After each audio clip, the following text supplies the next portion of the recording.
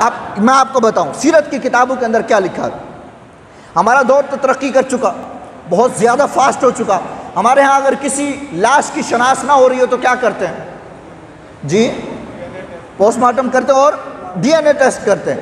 D N a test سے آپ جسم کے کسی بھی عضو کو اٹھا لیں اور ڈی این اے ٹیسٹ کر لیں، کس کے ساتھ مل رہا ہے جی یہ فلاں خاندان اور فلاں کا بیٹا ہے، ایسا ہی ہوتا ہے۔ لیکن آپ پچھلے زمانوں کی طرف جائیں، جب یہ اتنی سائنس نہیں تھی تو اس وقت کیا ہوتا تھا؟ اب اگر میں اس پر اور گفتگو کرنے لگ جاؤں تو گھنٹے لگیں گے، اس لیے کہ وہ جو زمانہ تھا اس وقت ہم انسانوں کی جو عقل تھی وہ بہت تیز تھی۔ آج جو سائنس ترقی کر گئی، کہاں سے ترقی کر گئی؟ انسانی عقل سے ہی ترقی کی ہے نا۔ تو اس وقت سورج کو دیکھ کر دن کے وقت کی گھڑی کو ملا لیا جاتا تھا کہ یہ اس وقت یہ ٹائم ہو رہا ہے، رات کو چاند کو دیکھ کر جو ہے وہ بتا دیا جاتا تھا اس وقت یہ ٹائم ہو رہا ہے، کیونکہ روزے تو اس وقت بھی رکھے جاتے تھے، نمازیں تو اس وقت بھی پڑھی جاتی تھی، سارے معاملات ہوتے تھے، مکروہ اوقات اس وقت بھی ہوتے تھے۔ لیکن کیا تھا؟ انسانی عقل کو اللہ نے اتنا عروج عطا فرمایا کہ وہ چاند اور سورج کو دیکھ کر وقت کا پتہ لگا لیا کرتے۔ اسی طرح اگر کسی کا خاندان معلوم نہ ہو، کسی کا حسب نسب معلوم نہ ہو کہ یہ کس کا بیٹا ہے، تو اس کے لیے کیا ہوتا تھا؟ فرمایا اس وقت قیافہ شناس لوگ ہوا کرتے تھے جو اس بات کو پہچانتے تھے کہ یہ کس کا بیٹا ہے۔ ان کی کیا کنڈیشن؟ وہ آنکھوں سے دیکھ کر پہچان لیتے تھے فلاں کا بیٹا ہے، وہ ناک کو دیکھ کر پہچان لیتے تھے فلاں کا بیٹا ہے، وہ چہرے کی شکل کو، وہ پاؤں کی جو ہے وہ ہیئت کو دیکھ لیا کرتے، انگلیوں کو، پوروں کو دیکھ کر وہ پہچان لیتے تھے کہ یہ کس کا بیٹا ہے۔ بتاؤ یار آج کی سائنس کا ہے، میرے رب کا قانون دیکھو کتنا بڑا ہے۔ اللہ تبارک و تعالیٰ نے ان پوروں کو آپ ملا لو، دنیا کے اندر چلے جاؤ میرے جیسے پورے کسی اور کے نہیں ہوں گے، ہیں جی، رب کی قدرت ہے۔ لیکن دیکھو اللہ نے اتنی عقل عطا فرمائی، فرمایا یہ اس وقت کے سیانے لوگ جو ہوتے تھے، جو قیافہ شناس لوگ ہوا کرتے تھے، فرمایا یہ پہچان لیتے تھے کہ یہ کس کا بیٹا ہے۔ ایک واقعہ سیرت کی کتابوں کے اندر جو ملتا ہے وہ یہ ملتا، فرمایا جب میرے مصطفیٰ کریم صلی اللہ علیہ وسلم کی عمر مبارک 14 سال یا 16 سال تھی نا، تو اس وقت حضور اکرم صلی اللہ علیہ وسلم بیت اللہ کے اندر بیٹھے تھے، مکہ پاک کے اندر، اور جو خانہ کعبہ ہے نا اس کی طرف یوں پیٹھ کی ہوئی تھی اور یوں ٹیک لگائے ہوئے تھے، اور مصطفیٰ کریم علیہ السلام نے یوں ٹانگیں آگے کر کے اپنے پاؤں یوں سیدھے کیے ہوئے تھے، جیسے ہم اگر بیٹھیں دیوار کی ٹیک لگا کر تو یوں ہمارے ٹانگیں پھیلائیں گے تو پاؤں کھڑے ہو جائیں گے۔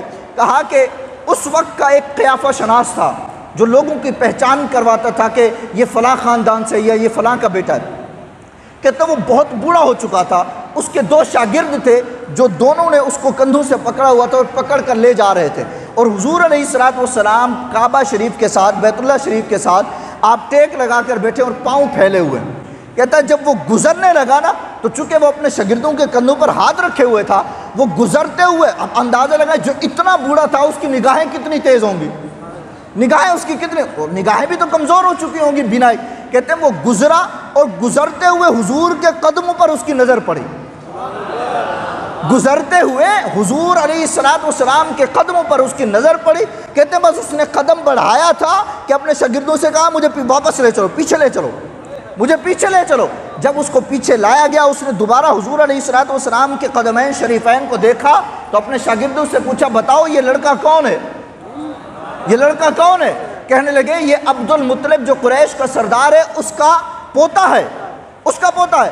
تو اس قیافہ شناس نے کہا میں یہ نہیں جانتا کہ یہ عبد المطلب کا پوتا ہے، بس میں تمہیں یہ ضرور بتا سکتا ہوں یہ ابراہیم علیہ السلام کا بیٹا ہے، ان کی اولاد سے ہے۔ اب اندازہ لگائیے کہ اس وقت کے لوگ اس انداز سے قیافہ شناس لوگ تھے کہ پل بھر کے اندر پاؤں دیکھے اور بتا دیا کہ حضرت ابراہیم علیہ السلام کی اولاد سے ہے۔